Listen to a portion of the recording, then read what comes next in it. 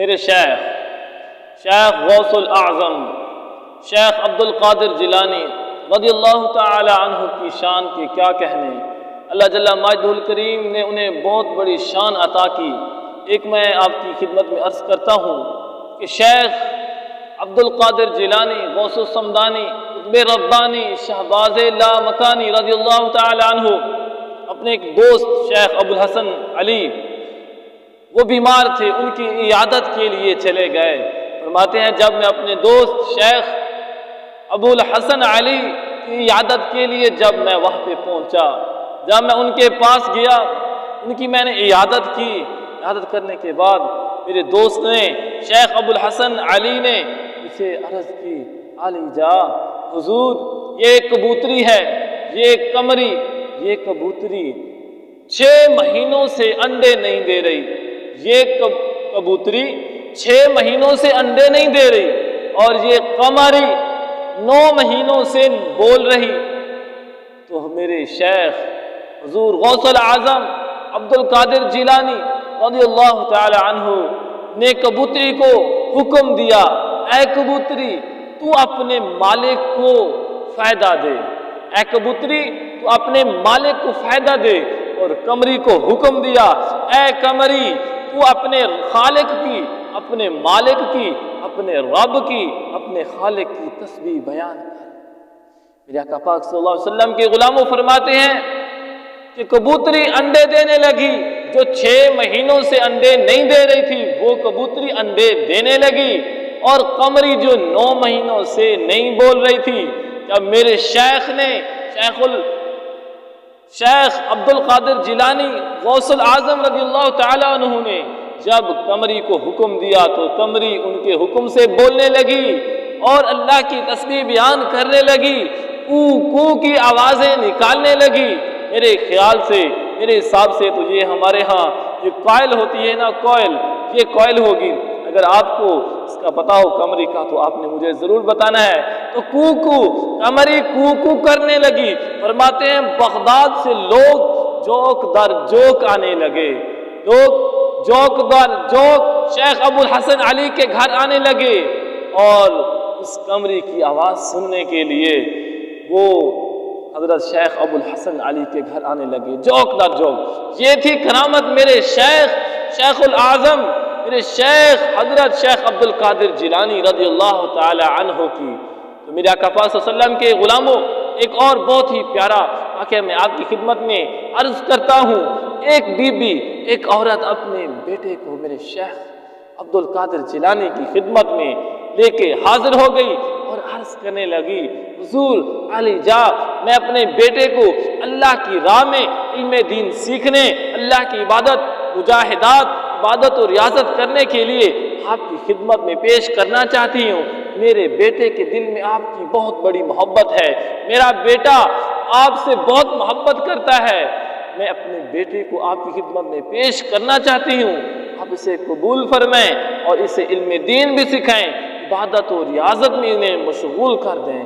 میرے آقا پاک صلی اللہ تعالی وسلم کے غلاموں، میرے شیخ عبد القادر جیلانی رضی اللہ تعالی عنہ نے اس لڑکے کو قبول کر لیا، اس لڑکے کو قبول کر لیا، عبادت و ریاضت میں اسے مشغول کر دیا۔ وہ لڑکا عبادت کرتا رہا، عبادت کرتا رہا۔ ایک دن ماں کی ممتا تڑپی، ماں کو بیٹے کی یاد نے ستایا۔ ماں نے سوچا کیوں نہ آج چل کے اپنے لختے جگر کو دیکھ لوں، اپنی آنکھوں کی پیاس بجھا لوں۔ اور وہ بی بی، وہ مئی حضرت شیخ الاعظم شیخ عبد القادر جیلانی غوث الاعظم شیخ عبد القادر جیلانی کے دربار میں حاضر ہوئی۔ کیا دیکھتی ہے؟ اس کا لڑکا عبادت میں، ریاضت میں مشغول ہے، اللہ اللہ کر رہا ہے، مجاہدات میں وہ لڑکا مشغول ہے۔ میرے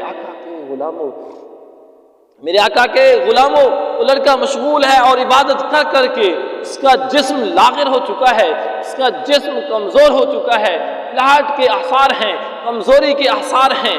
جب ماں نے دیکھا، جب میں اپنا بیٹا حضور کی خدمت میں، حضور شیخ عبد القادر جیلانی کی خدمت میں، پیر کی خدمت میں دیکھ کے گئی تھی، میرا بیٹا صحت مند تھا، صحت مند تھا، آج جو دیکھتی ہوں بڑا کمزور ہو چکا ہے۔ حضور کی بارگاہ میں عرض کرتی ہوں، جب وہ میرے شیخ عبد القادر جیلانی کی خدمت میں حاضر ہوئیں اور عرض کرنے لگی، کیا دیکھتی ہیں کہ سامنے حضور غوث الاعظم تو مرغ کا گوشت تناول فرما رہے ہیں، گوشت کے ساتھ روٹی کھا رہے ہیں، روٹیاں کھا رہے ہیں، گوشت کھا رہے ہیں مرغ کا، اور میرا بیٹا ادھر مجاہدات میں عبادت اور ریاضت میں مشغول ہے۔ وہ عرض کرنے لگی، ایک حکایت میں یوں بھی واقعہ ہے، فرماتے ہیں علماء نے محققین نے یہ بات بھی لکھی ہے، فرماتے ہیں حضور غوث الاعظم کے سامنے ایک پلیٹ میں مرغ کی ہڈیاں پڑی تھیں، مرغی کی، ایسے لگ رہا تھا، ایسے معلوم ہو رہا تھا جیسے کہ ابھی میرے شیخ نے کھانا تناول فرمایا ہے، میرے شیخ نے ابھی کھانا کھایا ہے۔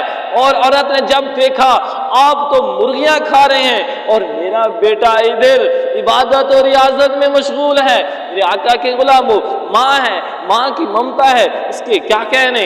ماں نے عرض کی، حضور علی جاں، میرا بیٹا تو ادھر عبادت اور ریاضت میں مشغول ہے اور آپ مرغیاں کھا رہے ہیں، اب مرغ کا گوشت تناول فرما رہے ہیں۔ سنیں میرے آقا کے غلاموں، میرے شیخ عبد القادر جیلانی رضی اللہ تعالی عنہ نے کیسی پیاری بات فرمایا، بی بی جب تیرا بیٹا اس مقام پہ، اس منزل پہ پہنچے گا، پھر تو جو چاہے گی تیرا بیٹا بھی وہی کچھ کھائے گا۔ جب تیرا بیٹا اس مقام پہ پہنچ جائے گا، جو کچھ تو فرمائے گی، جو تو چاہے گی، تیرا بیٹا بھی وہی کچھ کھائے گا۔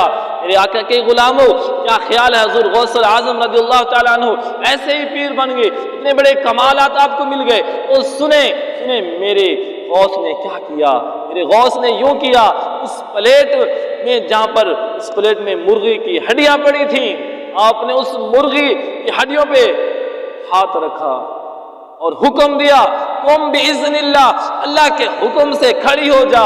میرے آقا کے غلاموں، فرماتے ہیں علماء، وہ مرغا اذان دیتا ہوا کھڑا ہو